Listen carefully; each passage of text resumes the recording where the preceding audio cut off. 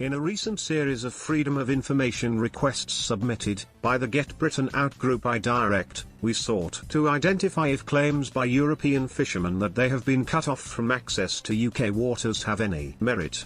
I asked the Department for Environment, Food, and Rural Affairs, how many applications to fish in both the UK's large exclusive economic zone, EEZ, and the 6,12 nautical mile range, had been approved and how many have been rejected. The response is frankly shocking.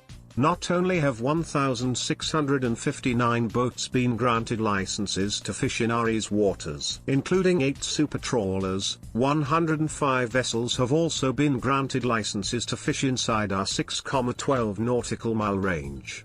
However, the moldy lemon on top of the fish cake is, for both the EEZ and the 6,12 nautical mile range, not a single application has been rejected by the UK government.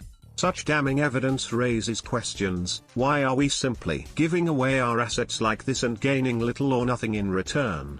How does the government think the UK fishing industry can recover, if they allow any fishermen who apply to scoop up most of the fish in our waters? This also demonstrates the sheer arrogance of European fishermen who flood our news outlets with complaints of being cut off from our waters. The evidence clearly shows anyone who wants to fish in UK waters can currently send in a license application, and it will be approved. It is about time the government puts an end to this, so our own fishermen can rebuild their industry and their communities. Taking back control of our waters is all well and good, but if you fail to use this control to actually make any changes, then it is wasted.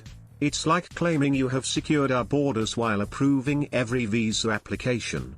With such a large number of foreign vessels allowed to fish our waters, and not a single rejected license, how can the government expect the UK's domestic fishing industry to ever recover? Just last week Emmanuel Macron again threatened to block a deal on financial services if fishing disputes are not resolved. Quite frankly, how much more does he want? Because as far as I can see, French fishermen seem to have everything they asked for already. The reality is the EU, and in particular the French, seem to believe they should be given free rein over another country's land and sea. And unfortunately the current UK-EU trade and cooperation agreement all but confirms this.